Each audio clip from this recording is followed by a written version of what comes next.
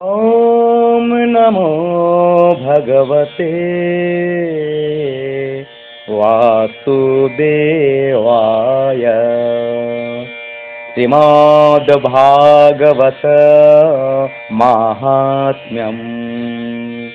कृष्णं नारायणं वन्दे, कृष्णं वन्दे व्रजप्रियम्, कृष्णं द्वैपायनं वन्दे, कृष्णं वन्दे पृथासुतम्।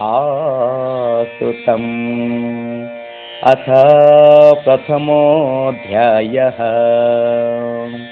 देवर्षि नारदेर भक्तिर्संगे साक्षात्कार।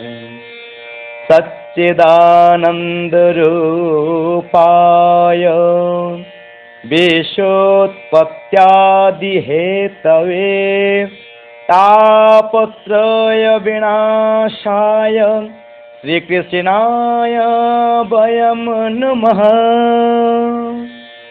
যিনি জগতের উৎপত্তি, স্থিতি ও লয়ের হেতু এবং আধ্যাত্মিক, আধি দৈবিক ও আধি ভৌতিক এই ত্রিতাপ বিনাশক, সেই সচ্চিদানন্দ স্বরূপ ভগবান শ্রীকৃষ্ণকে আমরা প্রণাম করি।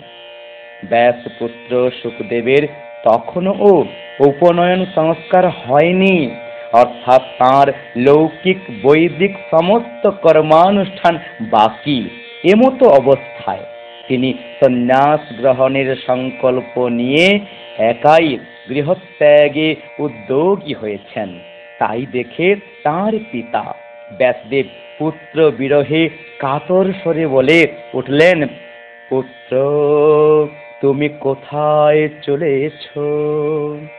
সেই সময় তন্ময় হওয়ার ফলে বৃক্ষরাজ সুখদেবের হয়ে উত্তর দিয়েছিল। এরূপ সর্বভূত হৃদয় স্বরূপ সুখদেব মুনিকে আমি প্রণাম করি। একদা ভাগবত কথামৃত রসাস্বাদন কুশল মুনিবর সৌনক নৈমিষারণ্য ক্ষেত্রে বিরাজমান মহামতি সুতকে নমস্কার করে জিজ্ঞাসা করলেন। সৌনক বললেন, হে সুত, অজ্ঞানান্ধকার দূরীকরণে আপনার জ্ঞান কোটি সূর্যের সমান প্রভাময়। আপনি আমাদের কর্ণের তৃপ্তি বিধানকারী অমৃত স্বরূপ সার গর্ভ কথা বলুন। ভক্তি, জ্ঞান ও বৈরাগ্য দ্বারা লব্ধ মহান বিবেকের বিকাশ কি করে হয় এবং বৈষ্ণবগণ সর্বপ্রকার মায়া মোহ থেকে নিজেদের কি করে মুক্ত করেন। এই ঘোর কলিকালে জীব প্রায়শই আসুরি স্বভাব পেয়েছে। নানাবিধ ক্লেশে ক্লিষ্ট এই জীবকে পরিশুদ্ধ করার সর্বশ্রেষ্ঠ উপায় কি? হে সুত, আপনি এমন কোন শাশ্বত সাধন পথের সন্ধান দিন যা সর্বাপেক্ষা কল্যাণকারী এবং পবিত্রকর, আর যার দ্বারা ভগবান শ্রীকৃষ্ণকে পাওয়া যায়। চিন্তামণি কেবলমাত্র লৌকিক সুখই দিতে পারে, আর কল্পবৃক্ষ বড়জোর স্বর্গীয় সম্পদাদি দিতে পারে, কিন্তু গুরুদেব প্রসন্ন হলে ভগবানের যোগী দুর্লভ নিত্য বৈকুণ্ঠ ধাম দিতে পারেন। সুত বললেন, হে সৌনক, তোমার হৃদয়ে ভগবত প্রেম রয়েছে, তাই আমি বিচার করে তোমাকে সমস্ত সিদ্ধান্তের সার কথা শোনাচ্ছি, যা জন্ম মৃত্যুর ভয় দূর করে। আমি তোমাকে ভক্তি প্রবাহ বৃদ্ধিকারী এবং ভগবান শ্রীকৃষ্ণের প্রসন্নতা অর্জনকারী সাধনের কথা বলবো, মন দিয়ে শোনো। সুখদেব কলিযুগে জীবকে কালরূপী সর্পের গ্রাসে পতিত হওয়ার মহাভয় থেকে রক্ষা করার জন্য শ্রীমদ্ ভাগবত শাস্ত্রের প্রবচন করেছেন। চিত্তশুদ্ধির জন্য এর থেকে মঙ্গলকারী আর কোনো সাধন নেই। জন্ম জন্মান্তরের পুণ্যের উদয় হলে তবেই মানুষের এই ভাগবত শাস্ত্রের প্রাপ্তি হয়। কাল বেল মুখ গ্রাস ত্রাস নির্নাশ হে তবে শ্রীমদ ভাগবতং শাস্ত্রং কলোকিরেণ ভাষিতম।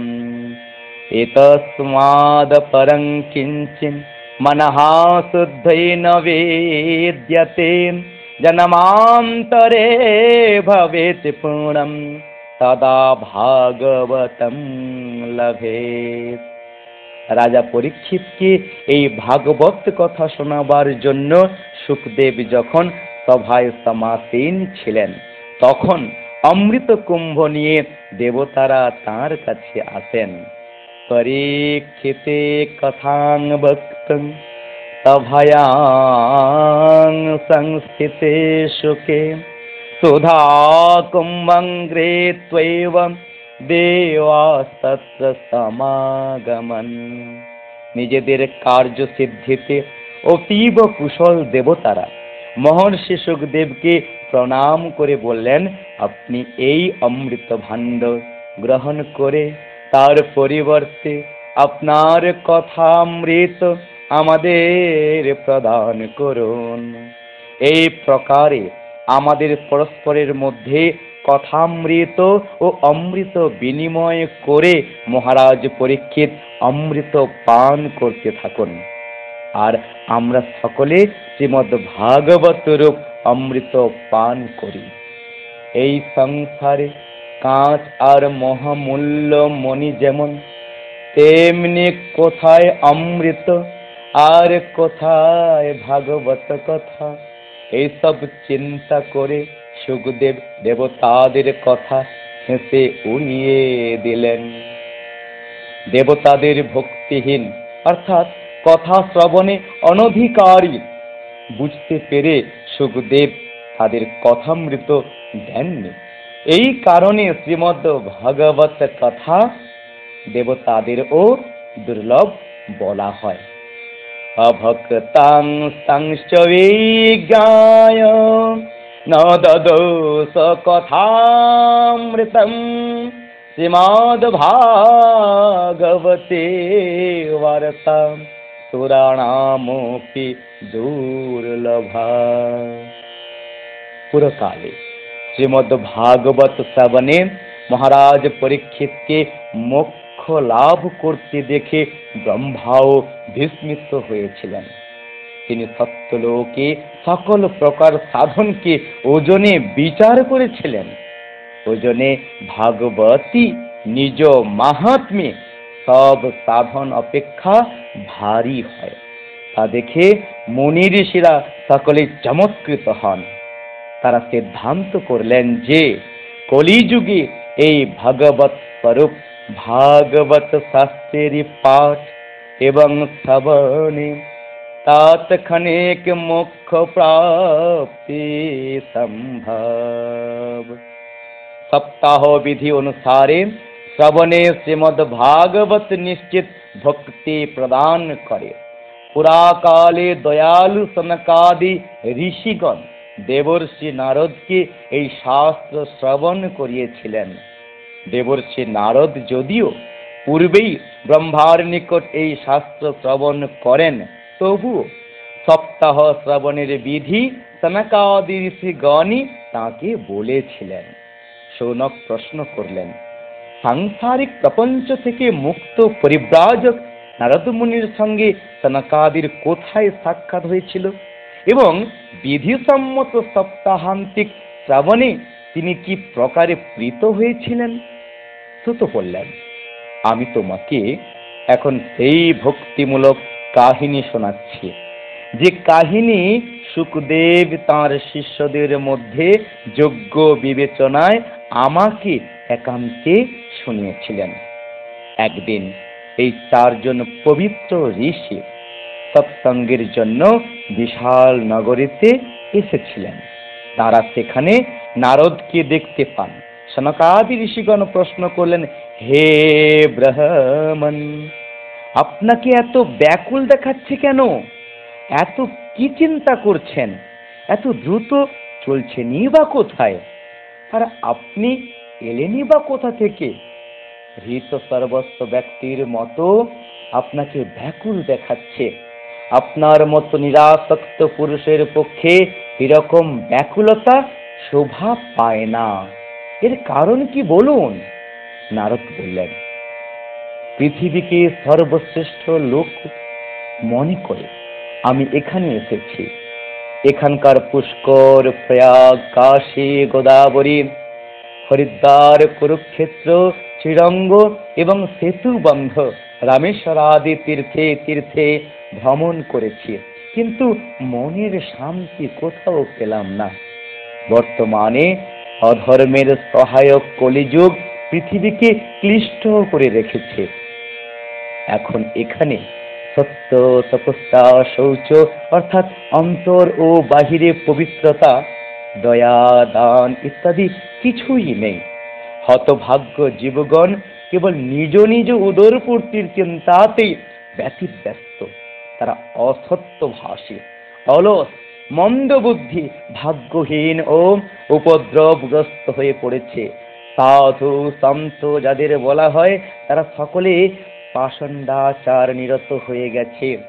দেখতে বৈরাগী হলেও তারা স্ত্রী ধনাদি নির্বিকারে গ্রহণ করে। বাড়িতে স্ত্রী রাজত্ব, শ্যালকগণে পরামর্শদাতা, লোকেরা লোভে পড়ে কন্যা বিক্রয় করে এবং স্ত্রী পুরুষের মধ্যে নিত্যই কলহ। মহাত্মাদের আশ্রম, তীর্থ ও পবিত্র নদীগুলি বিধর্মীরা দখল করে রেখেছে। ওই সব দুর্বৃত্ত বহু দেবালয়ে ধ্বংস করেছে। বর্তমানে পৃথিবীতে না আছে কোনো যোগী, না কোনো সিদ্ধ পুরুষ, না আছে কোনো জ্ঞানী পুরুষ, না কোনো সৎকর্ম পরায়ণ মানুষ। যা কিছু সাধন সবই এই কলিরূপ দাবানলে ভস্মীভূত হয়ে গেছে। এই কলিযুগে প্রায় সকলেই অন্ন বিক্রয় করছে। ব্রাহ্মণেরা অর্থের বিনিময়ে বেদ শিক্ষা দিচ্ছে, আর স্ত্রী লোকেরা বেশ্যাবৃত্তি দ্বারা জীবিকা নির্বাহ করছে। এইভাবে কলির দোষ সকল দেখতে দেখতে পৃথিবী পরিভ্রমণ কালে আমি যমুনা তীরে ভগবান কৃষ্ণের লীলাভূমিতে উপস্থিত হই। হে মুনিগণ, শুনুন, সেখানে আমি এক আশ্চর্য ব্যাপার দেখলাম। এক যুবতী স্ত্রী বিষণ্ণ মনে বসেছিল। তার পাশে দুজন অচেতন বৃদ্ধ পুরুষ দীর্ঘশ্বাস ফেলছিল। এই স্ত্রীলোকটি কখনো তাদের শুশ্রূষা করে জ্ঞান ফেরাবার চেষ্টা করছিল, আবার কখনো তাদের সামনে বসে কাঁদছিল। ওই অবস্থায় সে তার শরীরে রক্ষক পরমাত্মাকে 10 দিকে দর্শন করছিল। শত শত নারী তাকে ঘিরে দাঁড়িয়ে বাতাস করছিল আর প্রবোধ দিচ্ছিল। দূর থেকে এই ঘটনা দেখে কৌতূহলের বশবর্তী হয়ে আমি যুবতীর কাছে গেলাম। আমাকে দেখে সে উঠে দাঁড়ালো আর অত্যন্ত আকুল হয়ে বলতে লাগলো।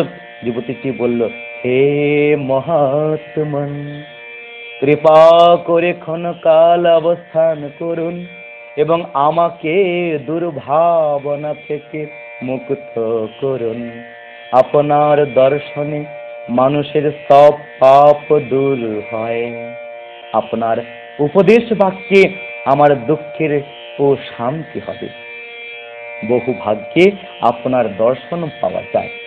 নারদ বললেন, আমি তখন সেই নারীকে জিজ্ঞাসা করলাম, দেবী, তুমি কে? এই পুরুষ দুজন তোমার কে হয়? আর তোমার চারপাশে এই যে সব কমল নয়না নারীরা রয়েছে, এরা কারা? তোমার দুঃখের কথা সবিস্তারে আমাকে বলো। যুবতীটি বলল, আমার নাম ভক্তি। এই পুরুষ দুজন আমার 2 ছেলে, জ্ঞান ও বৈরাগ্য। কালের গতিতে অর্থাৎ সময়ের ফেরে এদের এমন জর্জরিত অবস্থা। এইসব দেবীগণ গঙ্গা আদি নদীবৃন্দ আমার সেবা করবার জন্যই এসেছে। এরূপ সাক্ষাৎ দেবীগণের সেবা পেয়েও আমার মনে শান্তি নেই। হে তপোধন, দয়া করে ধৈর্য ধরে আমার কাহিনী শুনুন। আমার কাহিনী যদিও জগতে সুবিদিত, তবুও তা শুনে আপনি আমাকে শান্তি প্রদান করুন। ইদানীং চিন্মদ্বার্তাং সচেতস্ত্বং তপোধন, বার্তা মে বিততাপ্যস্তি তাং শ্রুত্বা সুখমাবহ। উৎপন্না দ্রবিড়ে সাহং বৃদ্ধিং কর্ণাটকে গতা, ক্বচিন মহারাষ্ট্রে গুর্জরে জীর্ণতাঙ্গতা। আমি দ্রাবিড় দেশে উৎপন্ন হয়ে কর্ণাটকে বড় হয়েছি। মহারাষ্ট্রের কোথাও কোথাও আমি সম্মানিত হলেও গুজরাটে এসে আমি অশক্ত হয়ে পড়ি। সেখানে ঘোর কলিকালের প্রভাবে পাষণ্ডগণ আমার সর্বাঙ্গ ভেঙে দিয়েছে।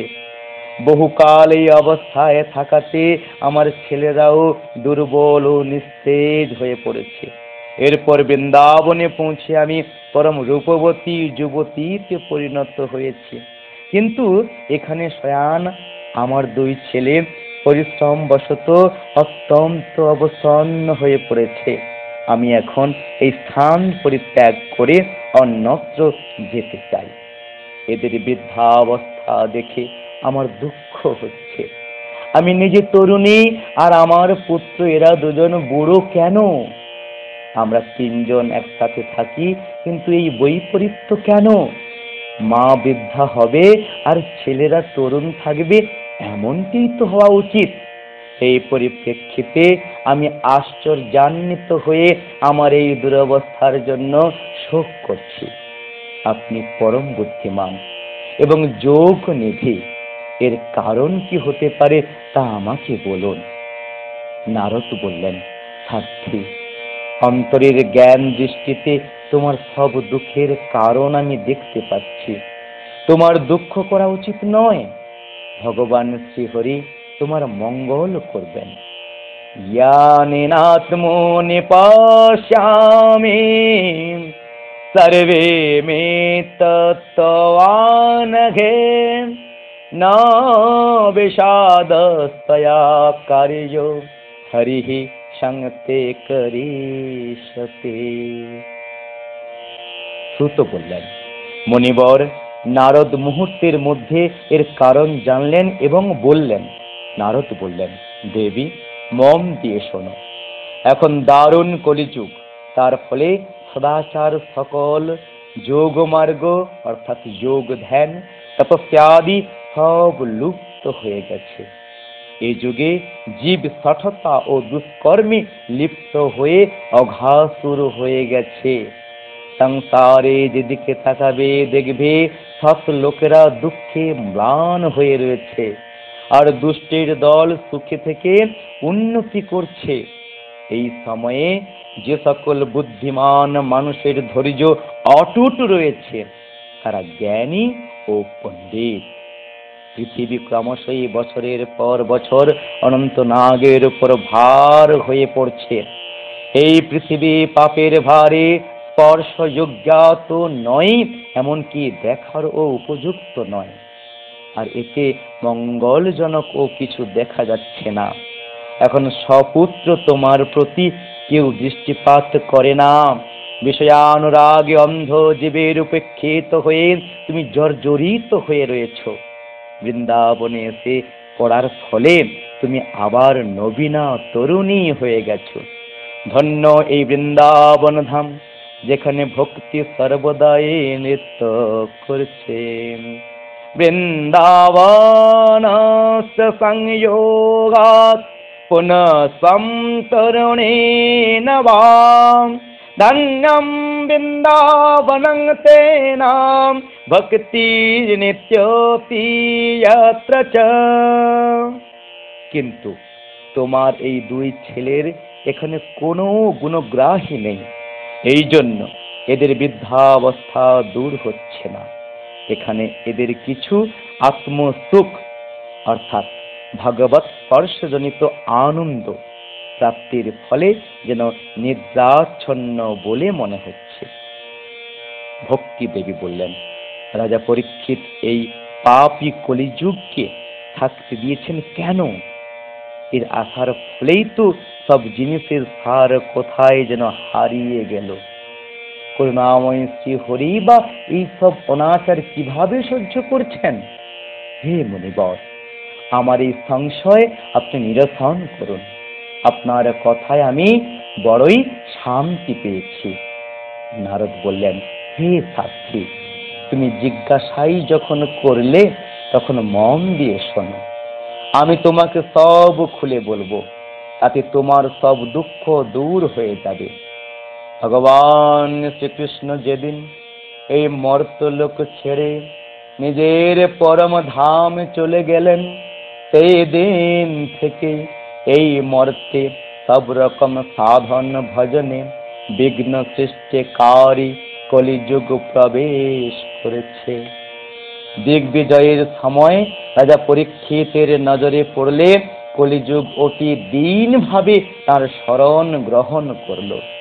মৌমাছির মতো সারগ্রাহী রাজা ঠিক করলেন যে একে বধ করা আমার উচিত হবে না, কারণ যোগ সাধন তপস্যা বা সমাধি দ্বারা যে ফল লাভ করা যায় না, কলিযুগে সেই ফল অতি উত্তম রূপে কেবলমাত্র শ্রীহরির নাম কীর্তনের দ্বারাই লাভ করা যায়।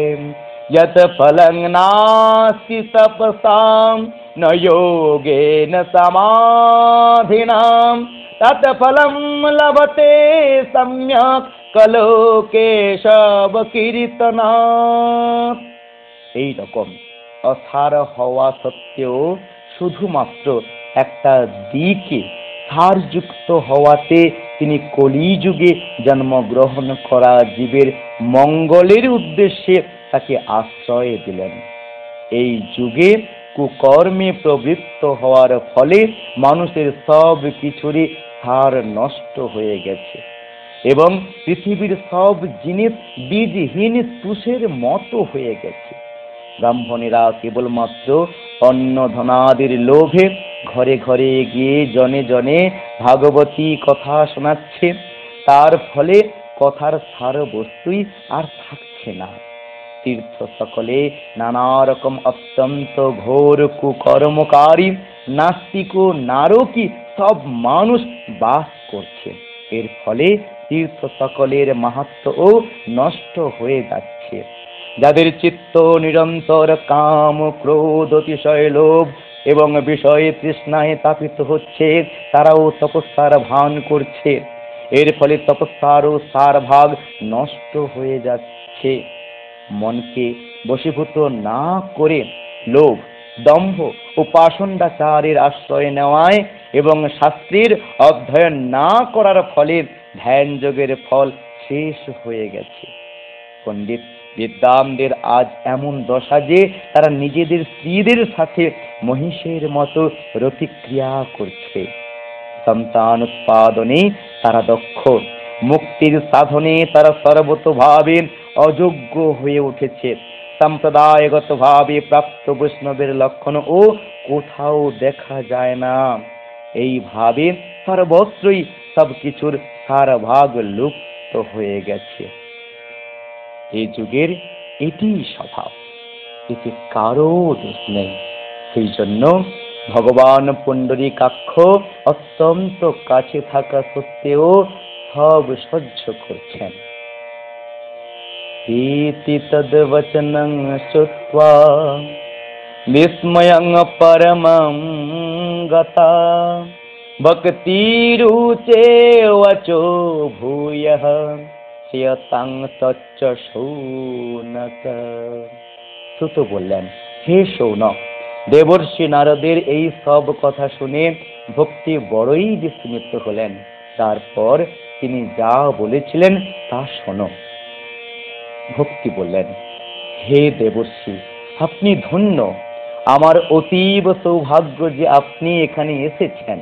সংসারে সাধুর দর্শনে সমস্ত সিদ্ধি লাভের পরম কারণ। আপনার উপদেশ কেবল একবার মাত্র গ্রহণ করে কয়াধু কুমার প্রহ্লাদ মায়াকে জয় করেছিল। ধ্রুব আপনারই কৃপায় ধ্রুব পদ লাভ করেছিল। আপনি সর্বমঙ্গলময় এবং সাক্ষাৎ ব্রহ্মার পুত্র। আমি আপনাকে প্রণাম করছি।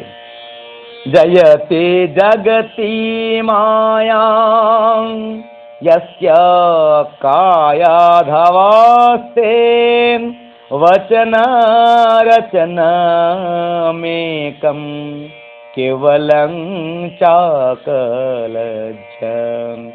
ध्रुवपदमपि यात् यत् कृपात् ध्रुवोऽयं सकलाकुशलपात्रं ब्रह्मपुत्रं नतास्मि। ॐ श्री पद्मपुराणे उत्तरखण्डे श्रीमद्भागवत महात्म्ये भक्ति नारद समागमो नाम श्रीमन् महर्षि वेदव्यास प्रणीत पारमहंसी संहिता श्रीमद्भागवत महापुराणेर श्रीमद्भागवत महात्म्ये